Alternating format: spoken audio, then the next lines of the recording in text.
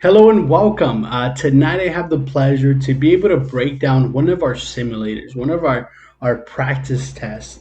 And I hope this is going to be able to help you out tonight or today, whenever time you're watching it. But I do want to give you a heads up. This is happening in real time. It's live. And what I mean by that is I actually do not know the answer, whether it's right or wrong at the time that I'm explaining it.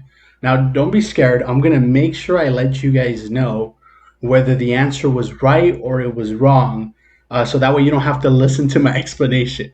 Because knowing me, I'm going to try to defend and explain why it has to be that answer, just like a lot of us do. And that's okay, folks. That's why I'm going to make sure I let you know right off of the bat before the video gets started, either down below, like you'll see in the comments, or I'll try to put it up in the screen to let you know it may be wrong. Okay, but I'm going to make sure, even at the end of the exam, you will get the right answer to every single question that's going to be seen. Now, before we do get started, I do want to give you a few little tips. Number one, be aware that you can skip some of these questions, whether it's in the practice test or the real test. That's an amazing feature that a lot of people forget about. You don't have to answer every question. You're able to skip it and come back to it later. Why do you want to do that? You want to make sure you stay fresh. Sometimes spending too much time on one question can really hurt you, and we want to try to avoid that as much as possible. Number two, if you see an easy question that kind of pops into your head, like I remember seeing that somewhere, or it kind of pops up in your subconscious, go ahead and pick that answer and don't change it. Trust your gut, okay? Go with it and move on, okay? So, and number three, I'm gonna be over explaining today. I'm gonna be really giving you a deep dive on how my mental process works. And I'm going to do 2 to 3 different examples or 2 or 3 different ways to look at a question by identifying keywords and kind of over explaining it to try to make it a bit easier. And if you know the answer, hopefully you guys can be pausing the video before I show the answer, or even right now before as soon as the question pops up, go ahead and pause it before I even start explaining it. Okay, so let's jump into this first question. Right off the bat, I see it's numbers, so I already know right away this is a memorizing one. And what I mean by that is you just either you know the answer or you don't. That's pretty much it. And hopefully there's a tip that I can give you guys along the way. So let's read the question, okay? An insured purchased a variable life insurance policy with a face amount of $50,000. Over the life of the policy, stock performance declined and the cash value fell to $10,000. If the insured dies, how much will be paid out? So we know that they have this type of policy, a variable life insurance policy. They have this much in coverage, and we know they have this much in savings because I guess the market was doing bad. The performance declined. That's what they were talking about. So if the insured dies, how much will be paid out?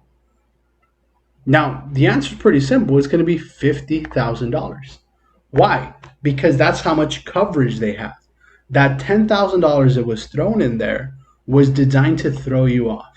There are some life insurance policies when you pass away, not only do they pay the face amount, the coverage, the death benefit, and they can also pay the cash value. But when it comes to variable life insurance policies, they do not do that. They only pay the coverage. They only pay the face amount. So in this case, it's going to be $50,000, and that's why I put C. Let's go on to the next one. Which of the following types of policies allows for a flexible premium and a variable investment component? Okay, great. This is more on chapter 4. How do I know that? Because we're looking at types of policies. We're looking at specific policy and 2 different features that it has. Which are the features that we're looking for? We're looking for a policy that has flexible premium and it has a variable investment component.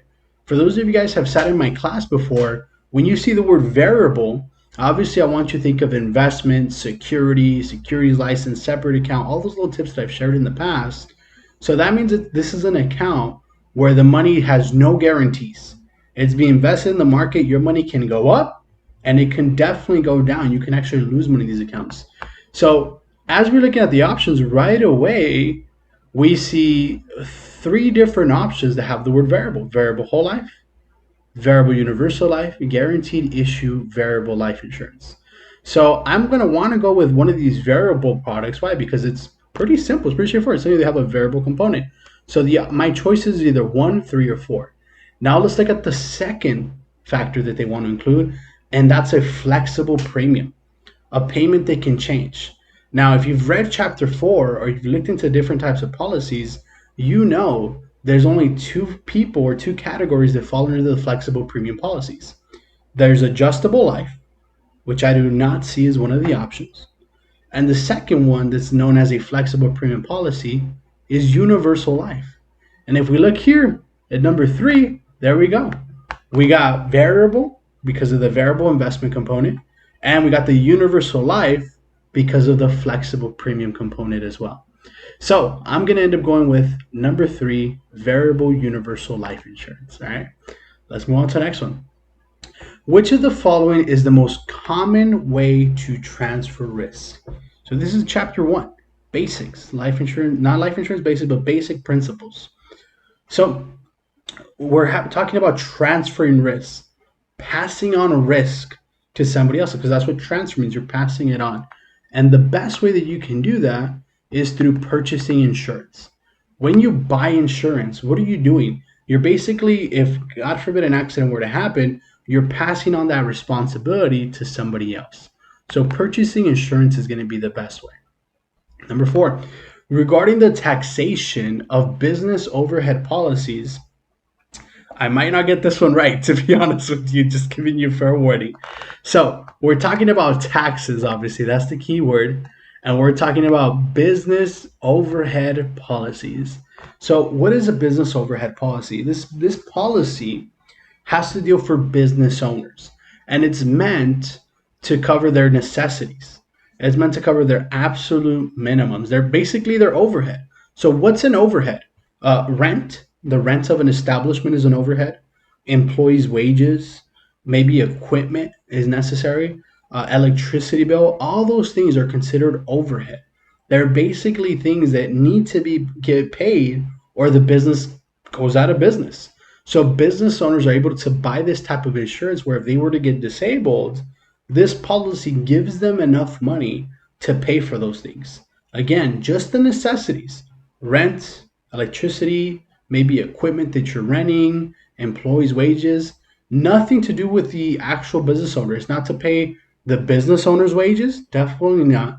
It's not to pay their medical expenses, none of that stuff, because obviously they got disabled to use this benefit. So we're talking more on the taxes. So the premiums, they are not deductible, or are they deductible?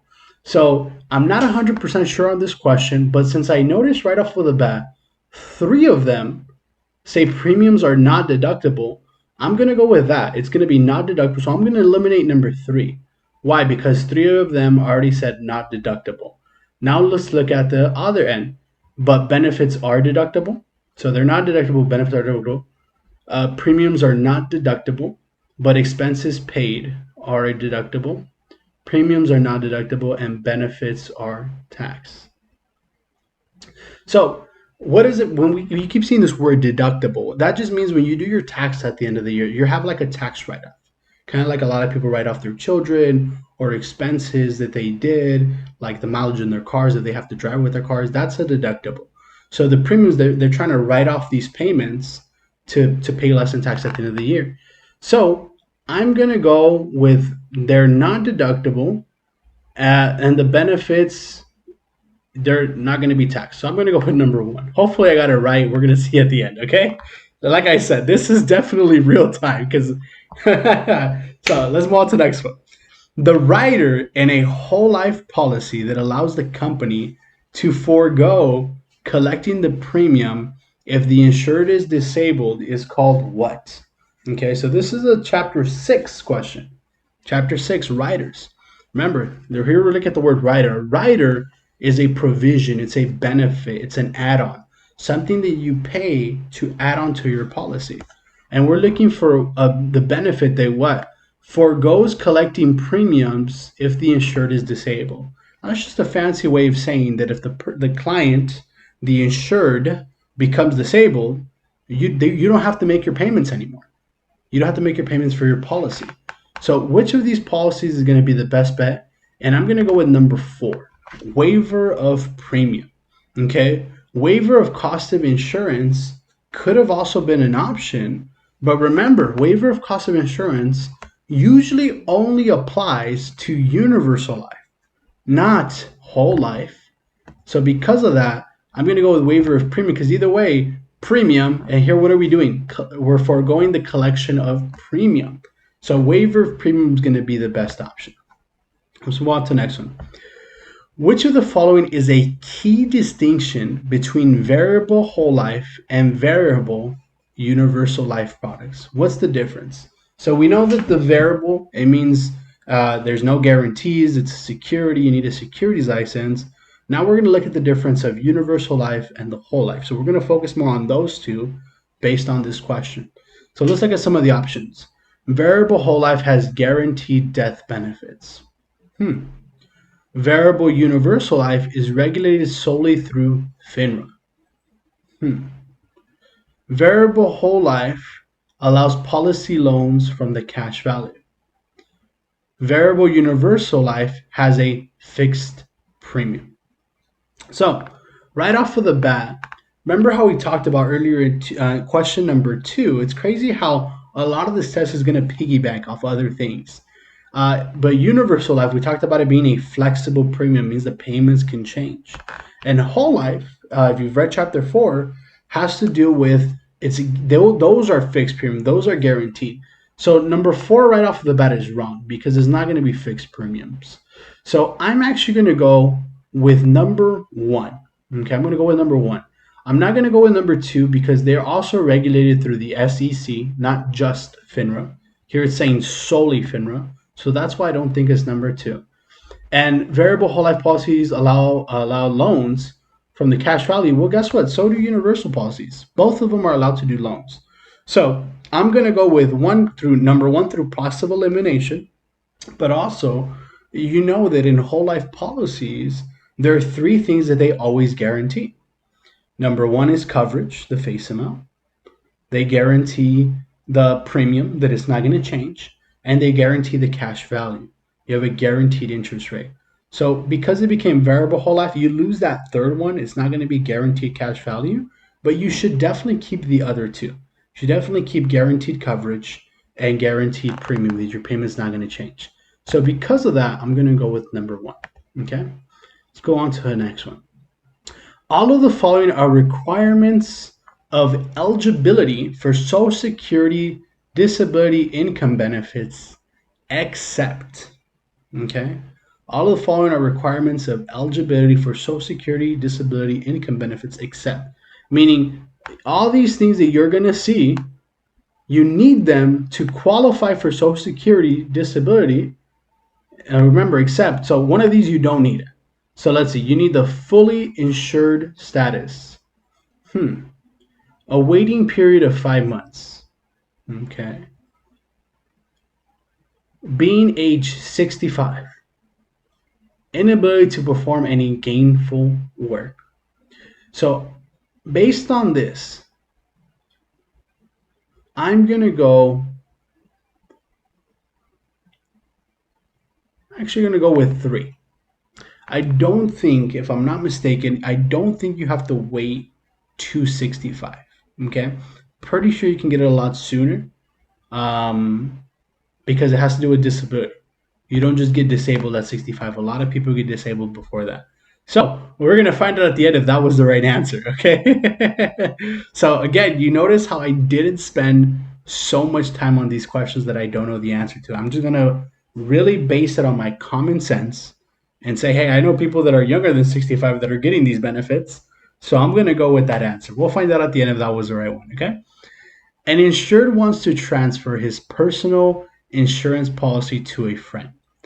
Under what conditions would this be possible? So they want to transfer their life insurance policy, a person that has a policy already, wants to transfer it to their friend. What needs to be present in order for that to happen? Now, I would say it is impossible. You can't just transfer your policy. If a company gives you coverage, what they're going to do is they're going to you got to qualify for it. In most cases, you got to actually qualify. You got to go through this whole underwriting process. Now, can you sell life insurance? Can you pass it on to somebody else, and somebody else takes maybe over the payments for you, or they're in charge of the policy? Yes, but you're still the insured. If you want to like transfer the policy, like, hey, this is your policy now. Now you're covered based on how the question is going. No, that's not allowed. It's impossible for you to do that. Okay. So yeah, that's I'm gonna go with it's impossible. An insurance company is domiciled in Montana and transacts insurance in Wyoming. Which term best describes the insurer's classification in Wyoming? Remember, when you see this word, folks, insurers, that means a company. Okay, so this question is based on Chapter 11, the insurance marketplace. So we know that the company domicile, that just means it's located. That's just what it means. It means it's located. It's located in Montana, and it's also doing business in Wyoming. So this company is doing business in two different states, in Montana and Wyoming. Now that's going to be a foreign company. So when a company is doing business in more than one state, they are known as foreign. Okay. Next question. In this state, obviously California, if you're seeing this video, we are in California. What is the primary body of laws established by the state legislator to regular the business? It probably should say regulate. To regulate the business of insurance. So what do they have to regulate the business of insurance? So I'm going to go with the most common sense one, the California Insurance Code. Because again, we're talking about the business of insurance. So I'm going to go with California Insurance Code. Next question. Events in which a person has both the chance of winning or losing is classified as what? So we learned that there's risk, but there's two different types of risk. There's speculative risk and there's pure risk. Those are the two types of risk. So which of these best describes winning or losing? You can do both. And the answer is going to be number 2, speculative. Speculative risk is loss or gain. All right. Next question. The insurer, again, insurer means company, must be able to rely on the statements in the application, and the insured must be able to rely on the insurer to pay valid claims. In forming an insurance contract, this is referred to as what? Okay, so this is a Chapter 2 question about contracts. So the company is pretty much believing you. They're relying on what you said on the application, what you told them about your health and everything. And then you as an insured, as a client, you're also believing that the company is going to keep their end of the deal. They're going to cover you. So what is this known as? And that is known as an utmost good faith. They have good faith in you, believing what you're saying and hoping that you're being honest. And you have good faith in them, hoping that they're being honest as well and they're going to cover the claim, as long as it's valid, obviously. All right, so I'm going to go with number 1. Next question. Which of the following is not a legitimate use of annuities by business? Which of the following is not a legitimate use? So all of these are legitimate, but one of them is not. So let's see. It's providing deferred compensation for employees, meaning money they're going to get later on. Providing an investment vehicle. Creating a tax shelter. Okay, that's what they're known as TSAs, tax shelter annuities. Funding employee retirement plans. Okay, so a lot of these actually sound pretty good. So, and that's the point of this. They're going to give you questions like, oh, you know what, they sound pretty good. I'm going to end up going with number 1, okay? Because an annuity is definitely an investment vehicle. They do call them TSAs, tax sheltered annuities, for a reason. And it can definitely be used to funding their retirement plans, hence the tax sheltered annuity. But deferred compensation plans, it sounds good, but that I think a deferred compensation plan would be better. So We'll find out at the end. So this is one we're got to put a note on. Watch the comments below to see if that was the right answer or not. Okay. Number 14. If a life insurance policy has an irrevocable beneficiary designation,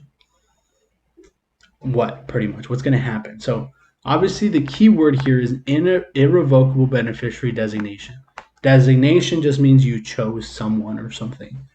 And we got to know what irrevocable beneficiary. So revocable, when you revoke something, it means you deny it, you say no thank you. Irrevocable, it means you cannot change it. You cannot change that beneficiary unless they give you permission. So let's see which option kind of goes more with that definition. The beneficiary can only be changed with written permission of the beneficiary. Sounds about right, but always remember, make sure to read the rest of the questions. Don't just pick the first answer you see, okay? Make sure you read every single, even if you feel, no, it's this one. Make sure you read every single one because there might be a better answer. Number 2, the beneficiary cannot be changed for at least 2 years. No. The owner can always change the beneficiary. Well, unfortunately, no, because it's irrevocable.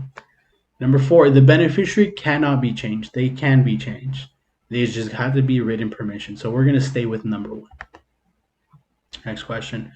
Which of the following reports will provide the underwriter with the information about an insurance applicant's credit?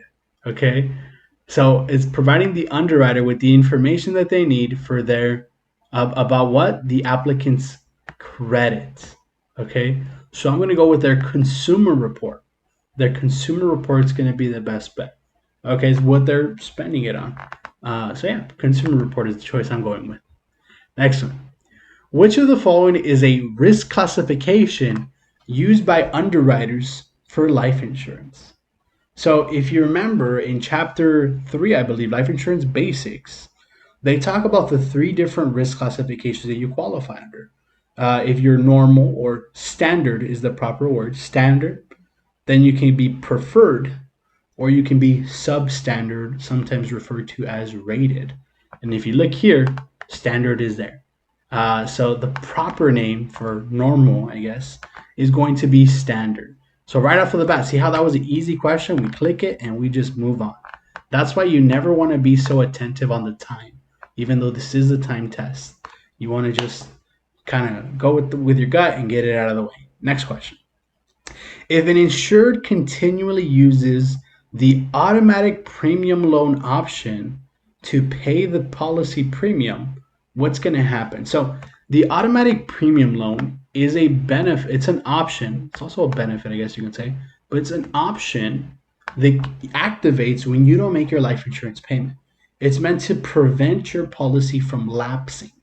Lapsing, remember that word, because the word lapsing appears when your policy cancels because you didn't make a payment. So the automatic premium loan, what it does is it allows you to borrow money from your cash value, from your savings, to keep the policy from lapsing. So if the client continually uses his benefit, what's going to happen? The policy will terminate when the cash value is reduced to nothing. That might be an answer, but let's read the rest. Always remember, don't always go with the first answer. The face amount of the policy will be reduced by the automatic premium loan amount. No, it's not the case. They take money from the cash value, not from the face amount. The cash value will continue to increase. Well, if you're taking out money and you're not putting in, it's actually going to decrease. So it's not number 3. The insurer will increase the premium amount. That could definitely be true. That can definitely be possible. But the best answer is going to be number 1. If the cash value reaches nothing, if there's no more money there, it's going to cancel. Okay. Next question.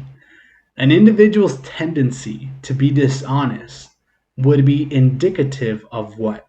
So basically somebody's lying. What would that indicate, or what would that tell the company? That would tell them you got to watch out with their morals. Because remember, your morals are what you learn growing up. And hopefully one of the things that we're taught early on is that you shouldn't lie. So when you're lying or you're being dishonest, that's known as a moral hazard. Okay, next one. Signing and dating a delivery receipt for a life insurance policy helps to establish all of the following time frames except, okay, again, Watch out for those words. So what is this basically saying? Dating the delivery receipt, meaning you deliver their policy, is very important because it's going to start the timer for what? And the answer, let's break it down. The right to rescission. What does that mean?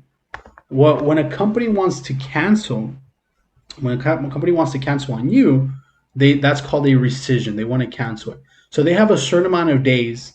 Like let's say they qualified you, they issued a policy, and they find out you lied on the application. Medical records came in and realized, hey, something wasn't right. You lied to them. They're in their legal right to cancel that, but it's only for a certain amount of days. They do not test you on it on this exam, so you don't worry about the exact amount of days. Okay. The free look period. What's the free look period? It gives the right of the client to cancel. Just like how the company can do the right of rescission, they can cancel on you and take back the policy because they know they're not going to cover you. You can also cancel from that. And that's called the free look period. And normally it's 10 days. If you're a senior citizen, you're over the age of 60, now it's 30 days. So that is very important. By you delivering the receipt, letting you know that they have the policy, the free look period does begin, the timer begins. So that is important. The incontestability period. Again, it's that 2-year period that's very important because once you've been a client for more than 2 years, they're going to pay the claim. So that does establish it. The grace period. That's the one that has nothing to do with it. The grace period has to deal with when you don't make payments. When you don't make a payment on your policy, now your policy enters the grace period. It's a period where even though you didn't pay, they're still going to cover you. So I'm going to go with number 1. Next question. And I'm going to start going a little bit quicker because number 1, we're running out of time a little bit. But I want to make sure we have enough time on this video to also be able to get into all the questions at the end, the ones that I got wrong, and we can break those down as well. So next one. The full premium was submitted with the application for life insurance, and the policy was issued 2 weeks later as requested. When does the policy coverage become effective? When is it going to become effective? When does the coverage activate? And the answer is going to be on the policy issue date. If a policy gets issued, that means you qualify. You're good. Doesn't matter how you pass away, as long as the company covers you. Doesn't matter how you pass away, as long as it's in their coverage details, then they're going to pay. So it's on the policy issue date, not the delivery date. A lot of people feel it's the delivery date or it's not the application date. Definitely not, because that's when you're applying. You haven't qualified yet. It's when the policy is issued. That's when the coverage becomes official. Next question. The written instrument in which a contract of insurance is set forth is known as what? The written instrument in which a contract of insurance is set forth is known as what? And that is going to be a policy. Okay. Again, written instrument, they're saying something that is written. It's not an actual instrument. Okay. it's something that you see a policy in which they say that you're covered. Well, that's going to be a policy. That's the insuring clause, binding clause, right of agency. Those are all benefits. They're rights that go on a policy, but none of them are really like actually written down physically. So policy is going to be the best answer for this one. Okay. Next one. What happens when a policy is surrendered for its cash value? What happens when you surrender? Surrender is a way of saying giving up. So you basically cancel your policy for its cash value, meaning to cash out. You're like, cancel my policy, give me all my money. So what happens if you do that? Let's look at the options. Coverage ends, but the policy can be reinstated at any time. I don't think so. If you cancel on them, they're not going to want to give you your policy whenever you want. Policy can be reinstated by paying back all policy loans and premiums. Maybe. The policy can be converted to a term coverage. Coverage ends and the policy cannot be reinstated. I'm going to go with number 4. Because when you surrender, the coverage definitely ends. Policy is canceled. And it's not going to be able to get reinstated. Why? Because you cancel on them. Why would they let you get back that contract? So the answer is going to be, I'm going to go with that answer, number 4. Next one. An insured has a $10,000 term life policy. The annual premium of $200 was due February 1st. However, the insured failed to pay the premium. He died February 28th. how much money would the beneficiary receive from the policy? And the answer is going to be, what do you think? All right. So we talked about this earlier. We talked about the grace period. Remember, the grace period is a 30-day period where even if you did not make your payment, it's still going to cover you. Now, a lot of people are going to be thrown off because you see annual premium. That means the client only pays once a year. But look at the time frame. It was due February 1st and they died February 28th. 30 days has not passed yet. So they're actually going to receive not the 10,000, they're going to be receiving $9,800. $9,800. Why? Because they're going to pay the full amount minus what you owed them. And in this case, you owed them 200 because the policy had up annually, not monthly. So you would be receiving $9,800, which is definitely a lot better than receiving nothing thanks to that benefit. So $9,800 is going to be the answer. Moving on. Pertaining to insurance, what is the definition of a fiduciary responsibility? This word. How many people it's confused in the past? Hopefully I can give you a simple answer for this. A fiduciary is somebody that touches the money. So if you're touching the money, you're actually touching the check, touching the cash. That is a fiduciary responsibility, or known as a fiduciary. So let's look at these options just based on that word. Offering additional coverage to clients. Okay. Promptly forwarding premiums to the insurance company. You're touching the premiums and you're giving it to the company. That might be it. Helping insureds file a claim. That has nothing to do with fiduciary. Performing reviews on the insurance coverage. Again, it has nothing to do with actually touching the money. So I'm going to go with number 2. Okay. We'll find it out at the end, right? Under the extended term non-forfeiture option, the policy's cash value is converted to what? So when it comes to their non-forfeiture options, there's 3 choices, R, E, or C. So we're talking about E. The extended means the coverage is extended. That means the coverage stays the same. But now you, instead of having a whole life policy or a cash value policy, you now have a term policy. That's why they call it extended term. So let's see which of these options. The same face amount as in the whole life policy. That sounds about right, but let's, again, always read the rest. The face amount equal to the cash value. No, they're extending the coverage. That's why they call it extended. A lower face amount. No, that would be the R, not the E. A higher face amount than the whole life policy. They're not going to give you more coverage. So we're going to go with number 1. It offers the same coverage. That's why it's called the extended term, because they're extending the coverage. Next one. According to California Insurance Code, the term shall describes what kind of action, and that's going to be mandatory. So if you ever remember going to the school, you're in your exam, you're going to either get shall or may. So remember when you used to you wanted to go to the restroom, you say, can I go to the restroom? They would say no. Say, may I go to the restroom? You were asking for permission. May is permissive, but when they use the word shall, that's mandatory. You shall do this. There's no choice around it. So it's going to be shall. See, I love these easy questions. You can get through them fast. Next one. The 2 types of assignments are what? So assignment is learned in chapter 5. It's when you're able to select somebody or choose somebody to have ownership of your plan, either for a little while, temporarily, or forever, for the rest of your life, permanently, So the proper names are absolute and collateral. Absolute means permanently, collateral means temporary. So that's how you give assignment. Next one. An insured decides to surrender a $100,000 whole life policy. The premiums paid into the policy added to $15,000. At the policy surrender, the cash surrender value was $18,000.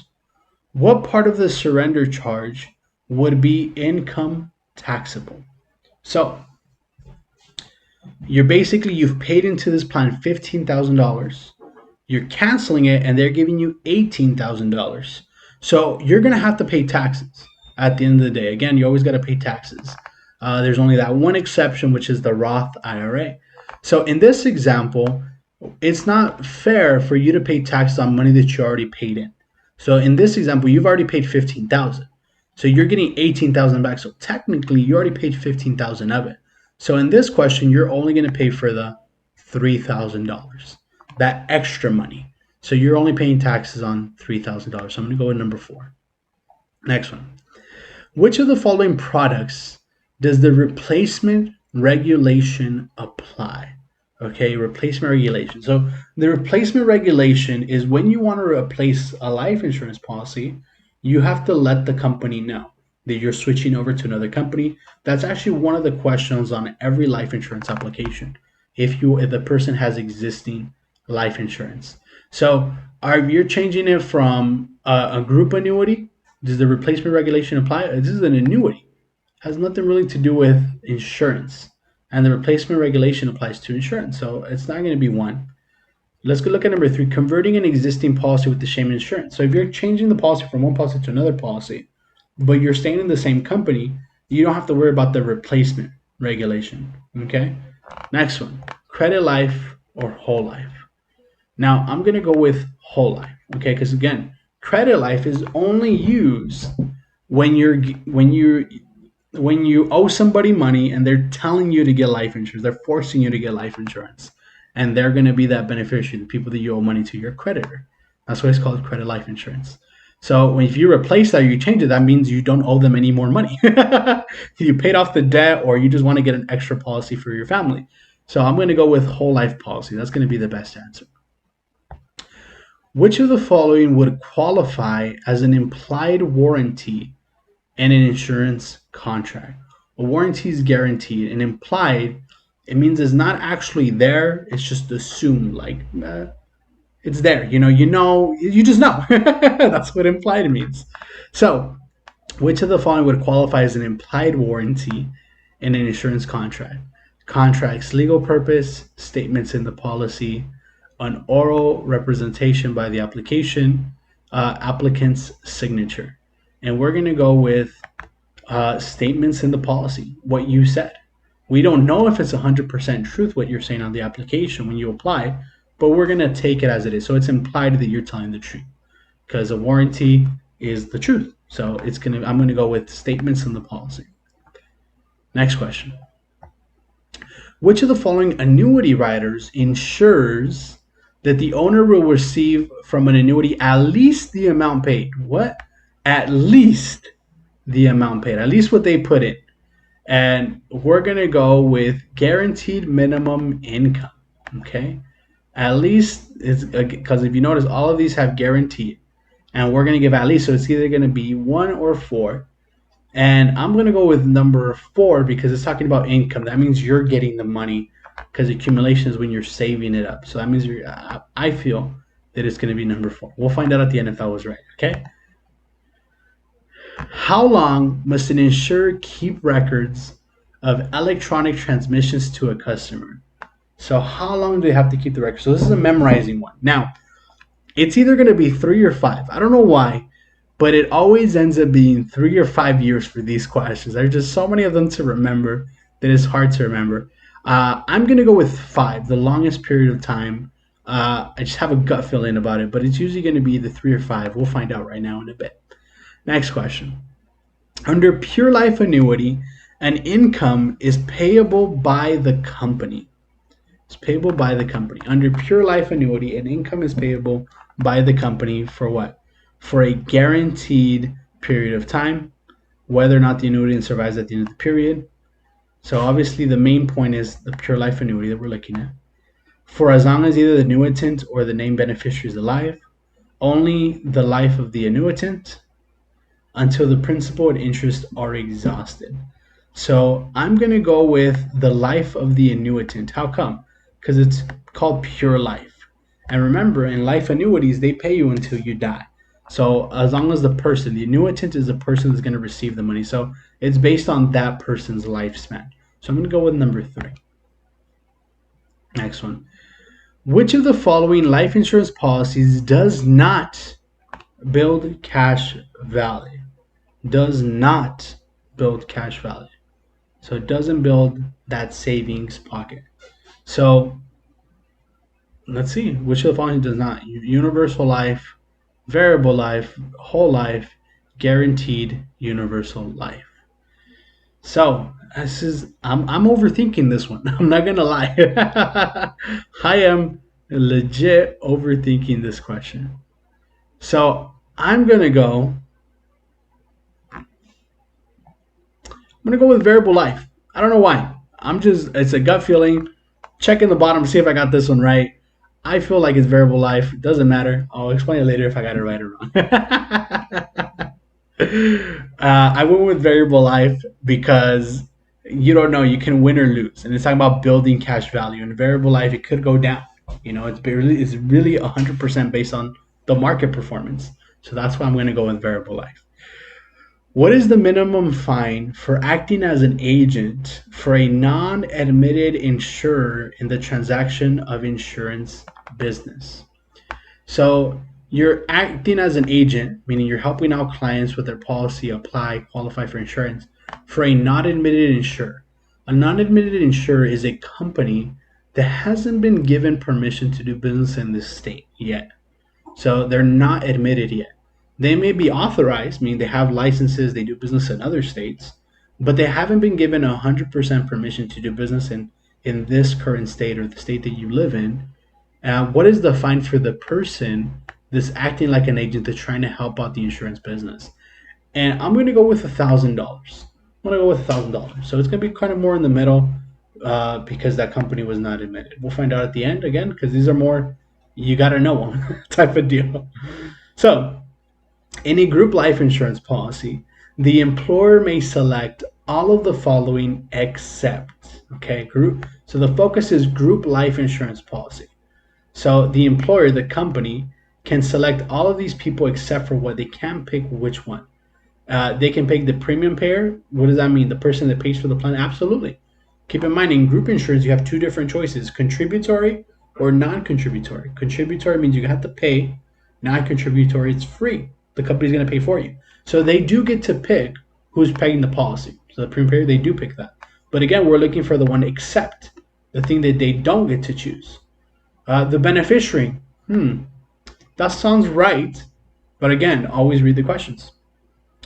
The type of insurance, of course, they're going to pick the type of insurance because if it's a group policy, it's offered through them, they're going to pick the type of plan that you have. And the amount of insurance, absolutely. If it's, because again, they're not saying that they have to, they say they may select. If it was a non contributory, it was a free life insurance policy, of course they're going to pick the type of insurance. And of course, they're going to pick how much coverage they're going to give you because it's free. It's not really your choice, it's a gift from them.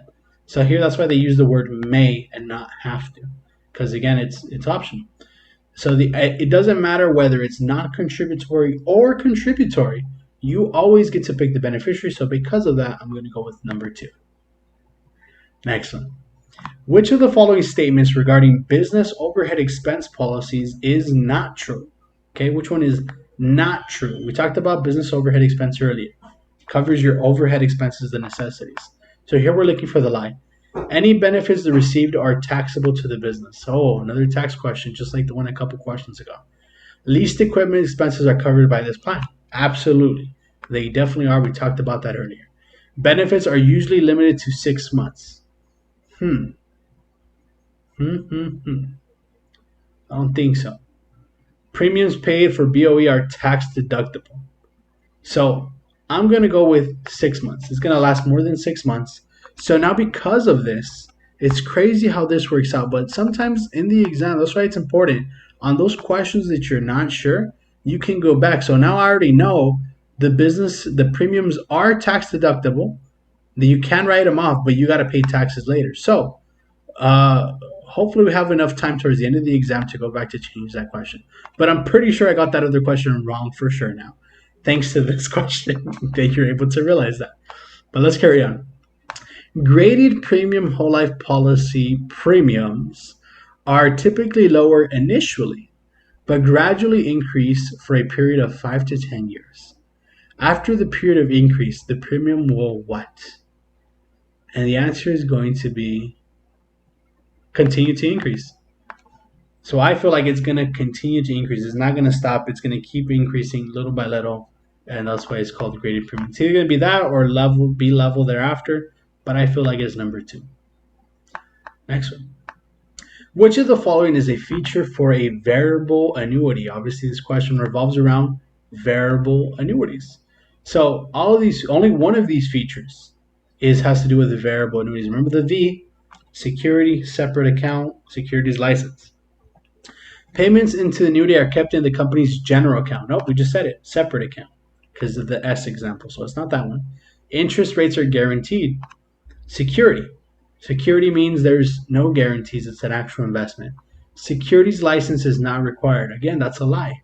You think of the V, you think of that S example. Benefit amounts are not guaranteed. That is true. There are no guarantees on variable products or variable accounts.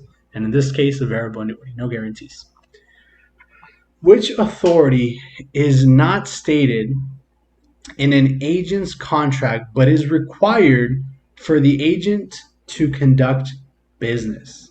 So something that's not written in your contract, is not stated in the contract, but is required for you to do business. So there are three authorities that you have. You have the expressed, you have the implied, and you have the apparent powers. So implied and assumed, 1 and 3 are the same thing. So it's hard to choose 1 and 3, so it's going to have to be 2 or 4. Okay? So expressed are written in the contract, but here's saying that are not stated in the contract. So we're going to go with number 3, your apparent authority. Your apparent authority is the way that you show your relationship to a company based on your words or your actions. So you can't help a client with a company unless you show that you represent that company. So because of that, that's why I'm going to go with that one. Next question. A 403B plan, commonly referred to as TSA, tax sheltered annuity, is available to be used by who? And the answer is going to be teachers. A lot of teachers have this plan. Teachers and for not-for-profit organizations, so non-profit organizations. Yeah, they're the ones that usually get the 403B plans. Teachers and non-profit employees.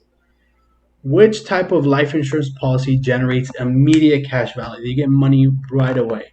And the answer for this was easy. It's a single premium policy. Single premium. Because you gave such a large payment, of course there's money for you to be able to tap into because you gave such a large payment. See how I love these easy ones. Next one. The commissioner has the authority to issue a cease and desist order against any person acting as an insurance agent or broker without being licensed. So they don't have a license. Can they tell them to stop doing business? Absolutely. The commissioner may also impose a penalty for each day the order is violated in what time. So they can receive a penalty if they do not, even though they tell them, hey, you need to stop doing business. If they do not listen and they still continue to do business, what's the penalty? What's going to happen to them? And I'm going to go with, it's probably going to be a crazy amount to try to discourage them. So I'm going to go with $5,000 and 6 months in jail term. Is that the right answer? We'll find out. Next question. The main difference between immediate and deferred annuities is what? So your annuity is going to be categorized as one of these two based on how soon you decide to pull out the money. If you have an immediate annuity, that means you're withdrawing money from the account within 12 months of establishing the account. Within 12 months. After 12 months is considered deferred. So how the annuity is purchased, the number of insureds, the amount of each payment, when the income payments begin. So I'm going to go with number 4 because of that. Excellent. Which of the following is true regarding written binders? So you have to know what written binders are. And I'm not 100% sure how to explain that one. So from my understanding, a binder is very similar to receipt. So we talked about a conditional receipt. A conditional receipt is when you apply for life insurance, you give that first payment, and then you have that if and then. If you die a specific way, then they will cover you. So from my understanding, which obviously you're going to find out in a bit if I was right or wrong, a binder is when you actually give the payment, you have coverage. So an example is auto insurance. So as soon as you pay for the auto insurance, you have coverage that second, that very moment. So that's what I'm going to go with that. So both the applicant and the insurer can write a binder. It would just be the company. Binders serve as a receipt that the insurer is processing the application. No coverage applies. Binders prove that the insured has insurance coverage even though the policy has not been issued yet. Binders apply only to life insurance. I'm going to go with number three. So binders prove that the person has coverage, insurance coverage. It can be auto insurance, even though the policy has not been issued. So sometimes you don't get a policy, but you get those little cut cards of insurance. So I'm going to go with that one. Okay. Next one. A situation in which a person can only lose or have no change represents what? And that's going to be a pure risk. Pure risk is loss only. Okay? Easy one. Next one. An individual is purchasing a permanent life insurance policy with a face amount of $25,000. While this is all the insurance he can afford at this time, he wants to be sure that he can buy additional coverage in the future. The additional coverage will be available in the future. Which of the following options would include in this policy? So they're basically saying that he wants to be sure that he can buy more coverage. So which of these options is going to allow him to be able to buy more life insurance later down the road? Okay, I'm going to go with number four, guaranteed insurability. When you're guaranteed, that means it's guaranteed, it's going to happen. And insurability, keep in mind, anytime you want to get more life insurance, you have to qualify for it. So this person wants to guarantee, be sure that they can get more coverage. Then the best option is a policy that guarantees your insurability, that you don't have to qualify when you want to get more coverage. So the guaranteed insurability, though, it's once a year.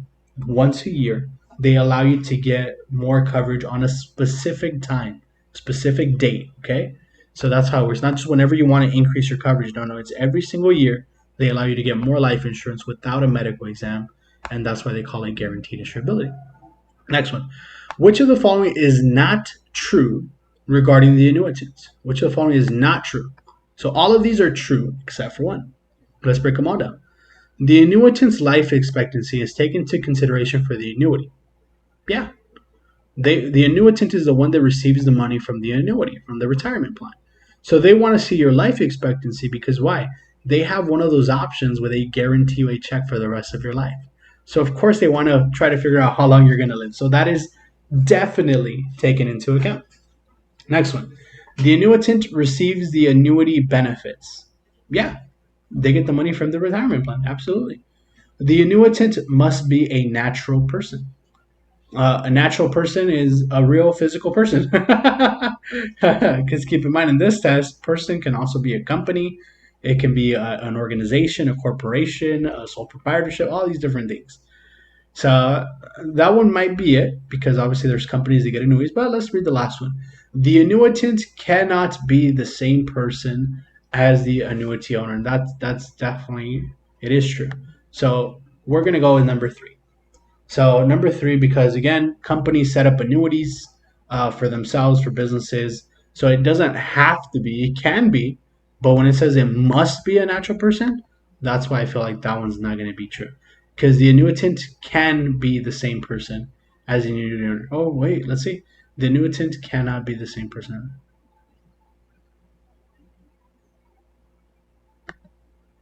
Wait, was it four? Ooh, see, that was important to read the questions.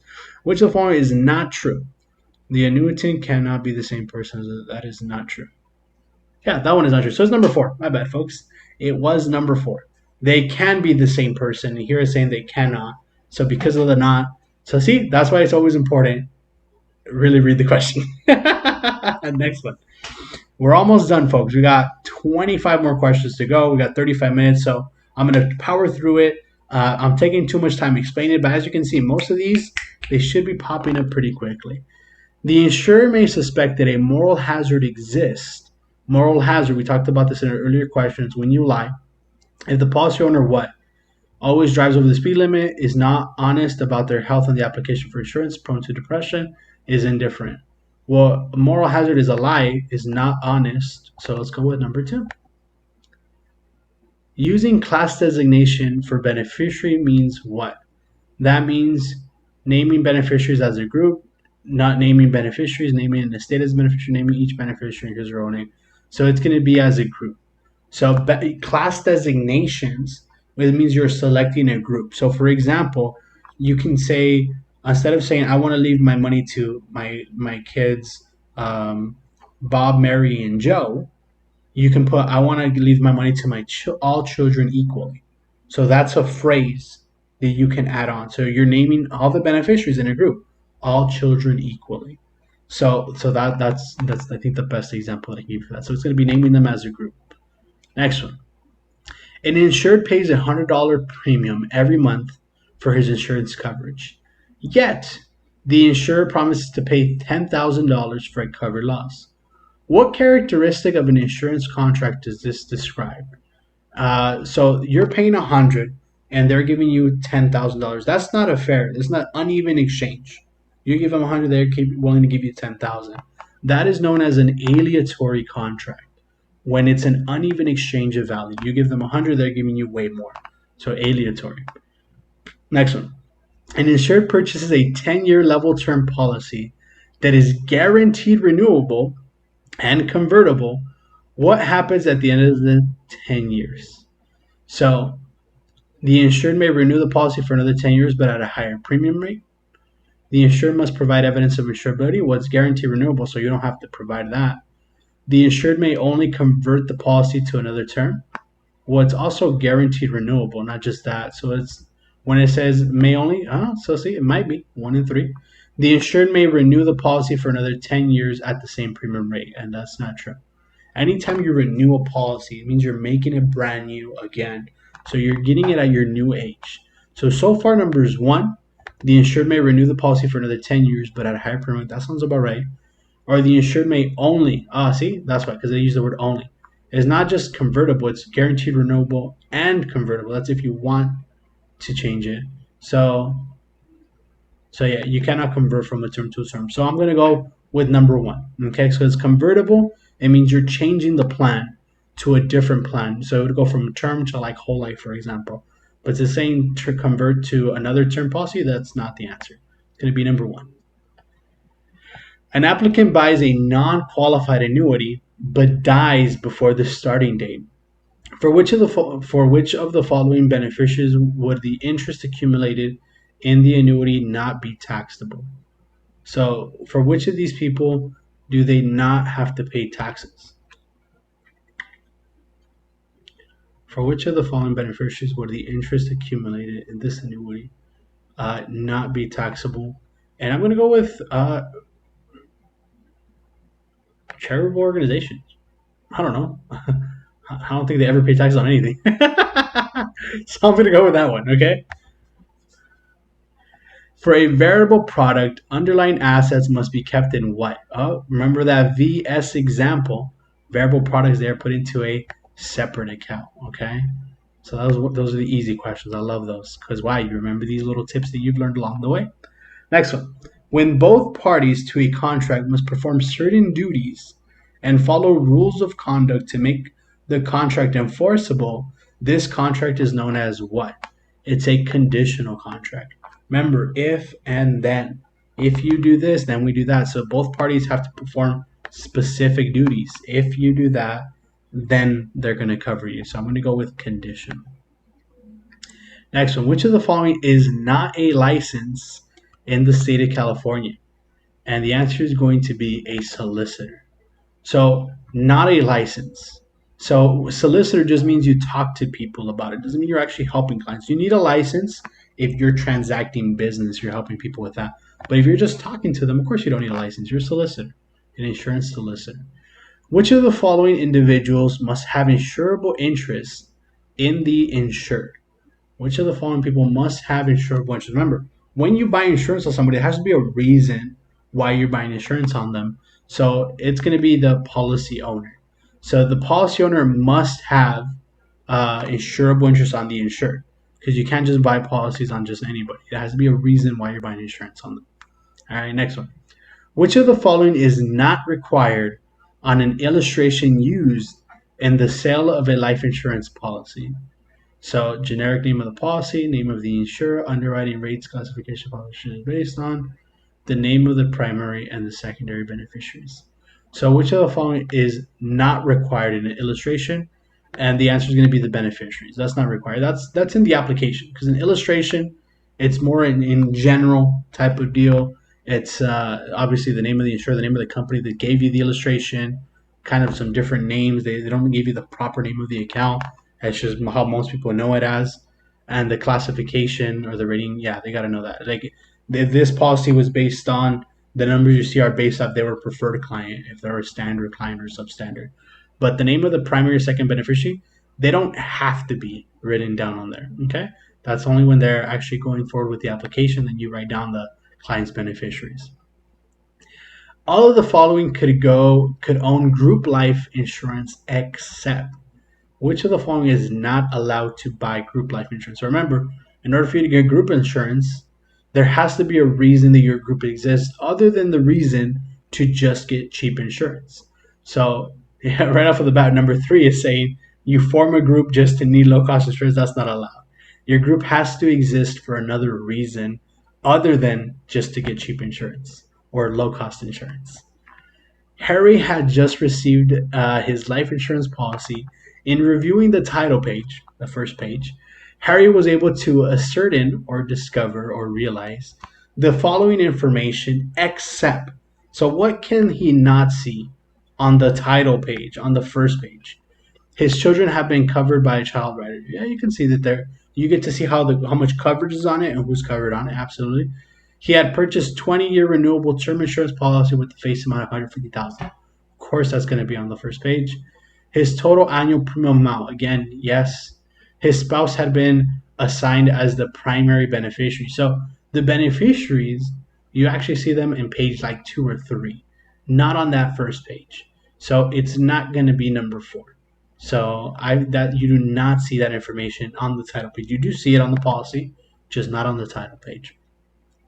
Not all losses are insurable, and there are certain requirements that must be met before a risk is a proper subject for insurance. These requirements include all of the following except.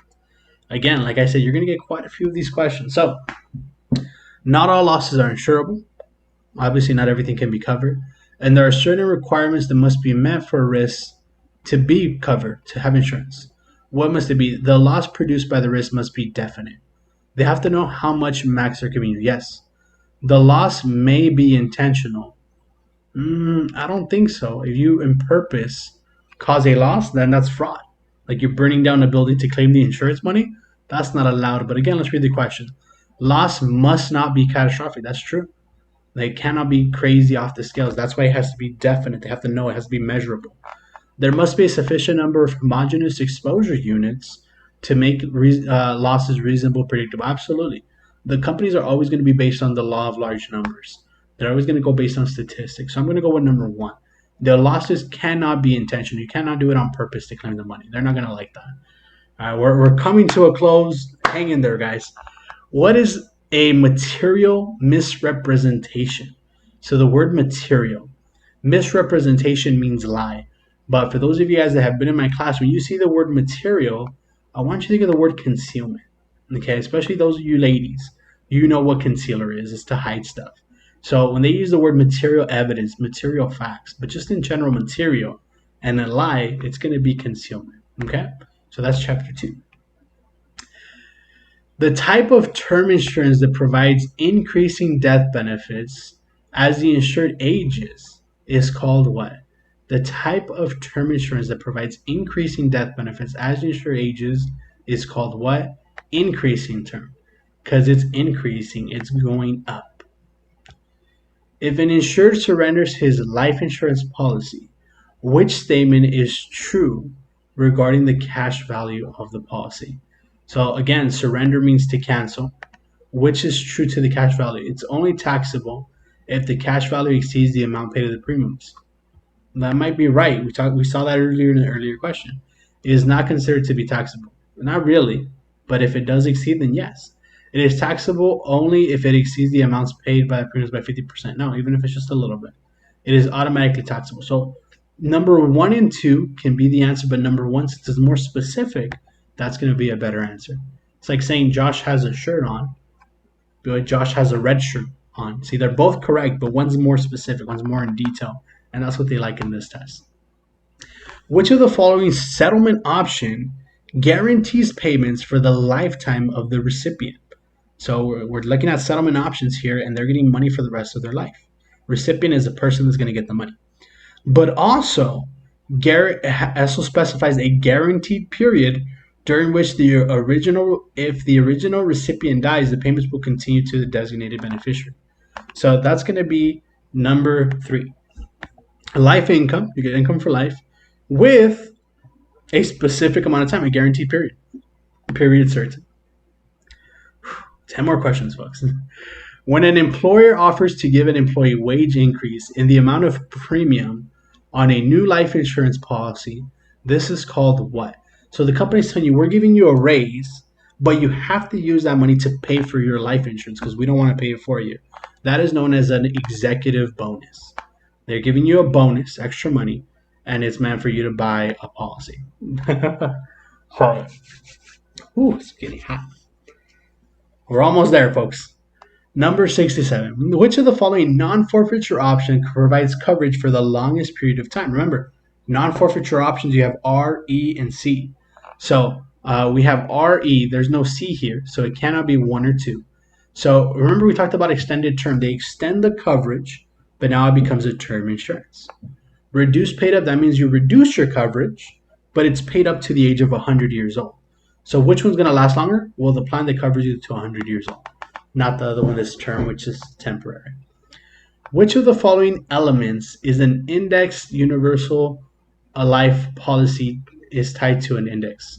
So which of the following elements in an indexed universal life policy is tied to an index? So when you see the word index, we've talked about different examples. What's the index? The S&P 500, no securities license, guaranteed minimum interest. So which of these options has to do with getting interest? The cash value, the savings.